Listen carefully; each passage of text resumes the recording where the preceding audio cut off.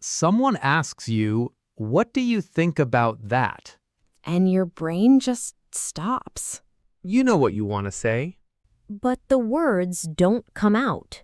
Today, we're going to fix doubt, Not by memorizing perfect sentences. but by giving your brain a framework, a simple structure you can use every time. Once you have the framework, speaking naturally becomes much easier.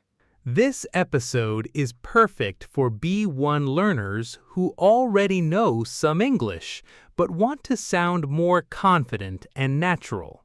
Let's train your brain. Before we start, let me explain what a framework is. Is it like a formula? Exactly like a formula. In maths, you don't recalculate everything from scratch every time. You use a formula. And in English, instead of panicking every time someone asks a question, You follow a simple structure. Fill in the details. Fill in the details. Speak naturally. that's actually a really clever way to think about it. Today, we'll learn 3 frameworks. One for small talk, one for giving opinions, and one for making plans. 3 frameworks that cover so many real conversations. Ready for the first one? Ready? Scene 1. Small talk. This is the kind of conversation that happens every day with colleagues, neighbors, or someone you've just met. And for many learners, it's surprisingly difficult. Because it feels casual, but you still need to keep the conversation going. So, what's the framework? 3 simple steps. Step 1, answer the question. Step 2, add one detail. Step 3, return the question. Answer, detail, return. That's it. Let's listen to the conversation first. Hey, Melody, how are you? I'm good, thanks. A bit tired, actually. I had a really busy week. How about you? Not bad. I've been working on a new project, so things have been quite hectic. Are you doing anything nice this weekend? I'm planning to visit a friend on Saturday. Nothing too exciting. What about you? I'm hoping to get outside. Maybe go for a walk if the weather holds up. That sounds lovely. You need it after a hectic week. Definitely. Did you notice the framework in action? I'm good, thanks. Right. A bit tired. I had a really busy week. That's the one detail. Spot on. How about you? Perfect. 3 steps. That's all it takes to keep a conversation moving naturally. I like, how about you? It's so simple but so useful. It is. You can also say, "What about you?" or "and yourself." All natural ways to return the question. And why only one detail? Because small talk isn't a speech. One detail keeps it natural and gives the other person room to respond. So instead of telling someone your entire week, Pick one thing, the most interesting or relevant thing. That's enough. what if I don't have anything interesting to say? You don't need to be interesting. You just need to be honest. Not much, just work really, is a perfectly natural answer. That's reassuring. Let's look at one more useful phrase. I said, "if the weather holds up." What does holds up mean? It means if the weather stays good. We use it when we're not sure the good conditions will continue. I'll go for a run if the weather holds up. Natural and correct. Let's practice the framework now. Good idea. I'll ask you a question. You use the framework. Answer, detail, return. Ready? Ready. Hey, how's your week, Baze? Pretty good, thanks. I've been trying a new cafe near my office. Really nice coffee. How about you? See how natural that sounds? She answered, added one small detail, and returned the question. Now it's your turn. Pause the video and practice answering this. How has your week been? Remember, answer, one detail, return the question. Well done. Let's move on to Framework 2. This is where many learners go quiet. Because they're not sure how to say what they think in English. Or they say, "I think it's good," and then stop, and the conversation dies. So what's the framework? 3 steps again. Step 1, state your opinion. Step 2, give a reason. Step 3, invite the other person's opinion. Opinion, reason, invite. Let's listen. So, I've been thinking about working from home full time. What do you think? Honestly, I think it has real advantages. For me, I'm much more productive without office distractions. But I'm curious, what's your take on it? I can see why people love it. Personally, I find I miss the social side though. I think a mix of both works best. Don't you think flexibility is the key? That's a fair point. I think it really depends on the person. Some people thrive at home. Others need the office environment to stay motivated. Exactly. There's no one-size-fits-all answer. Okay, let me break down what I did. Go ahead. I think it has real advantages. That's my opinion. Clear and direct. For me, I'm much more productive without office distractions. That's my reason. Personal and specific. Much stronger than just saying it's good. And I'm curious, what's your take on it? That's inviting their opinion. Well done. Now let's look at some of the language in more detail. I used honestly at the start. Is that common? Very common. Honestly signals that you're about to give a genuine personal view. Other options are to be honest, personally, or in my opinion. They all work as natural opinion starters. And what's your take on it? Is that different from what do you think?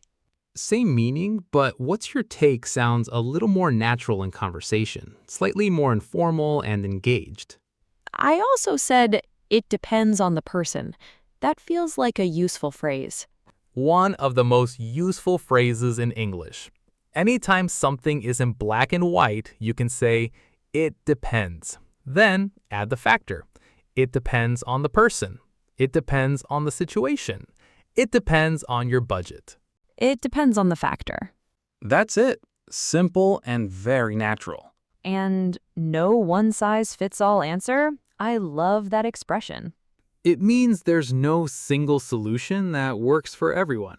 Very common in discussions about work, lifestyle, or learning. Let's practice. I'll give you a topic. Use the framework, opinion, reason, invite. Ready? Ready. Do you think social media is good or bad for people? Personally, I think it depends on how you use it. For me, it's a great way to stay connected with people I don't see often. But what's your take? Notice she didn't say it's good or it's bad. She gave a balanced, reasoned opinion and immediately opened the door for the other person. Now you try. Pause here and answer this. Do you think learning English is difficult? Remember, opinion, reason, invite. Great work! One more framework to go. Scene 3. Making plans. Whether it's meeting a friend, organizing something with a colleague, or responding to an invitation, this framework will help you every time. What are the 3 steps? Step 1, show interest. Step 2, check availability. Step 3, suggest the details. Interest, availability, details. Let's listen. Hey, we should catch up soon. It's been ages. I'd love that. It really has been too long. Are you free sometime next week? Next week should work. What were you thinking? How about Tuesday or Wednesday evening? We could try that new Italian place on the high street. Wednesday works better for me. What time were you thinking? Maybe around 7? That gives us both time after work.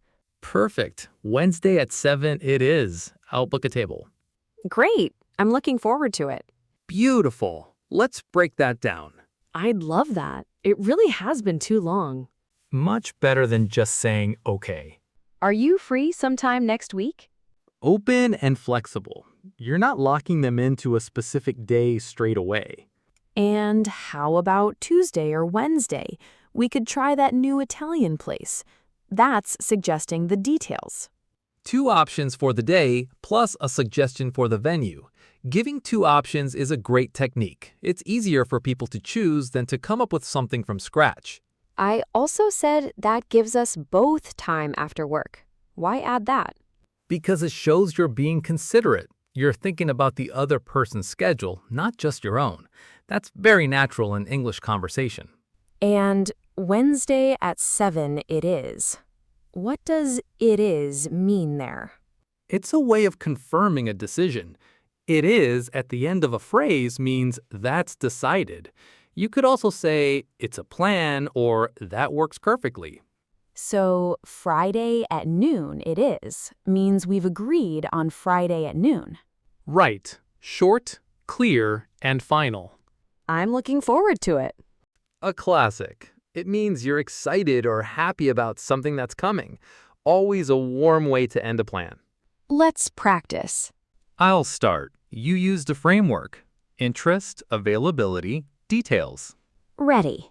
Hey, we should do something together this weekend. That sounds great. I'd really like that.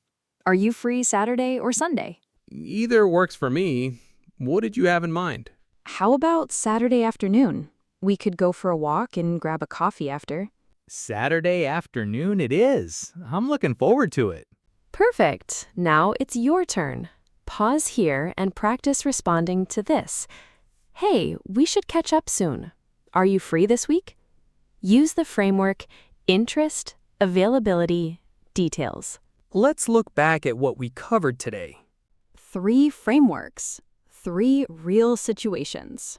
Framework 1. Small talk. Answer, 1 detail, return the question. Framework 2. Giving opinions. Opinion, reason, invite. Framework 3. Making plans. Show interest, check availability, suggest the details. These aren't scripts to memorize word for word. They're structures for your brain to follow naturally. The more you use them, the more automatic they become. And automatic means natural. Exactly. Here's your challenge before the next episode. Use one of these frameworks in a real conversation this week, even just once. One real conversation, that's all. Because the difference between knowing English and speaking English is practice. If this episode helped you, subscribe so you don't miss the next one. We have more frameworks coming. And share this with someone who's learning English. It might be exactly what they need. Thanks for training your brain with us today. Keep practicing, keep going. We'll see you next time. Bye, everyone.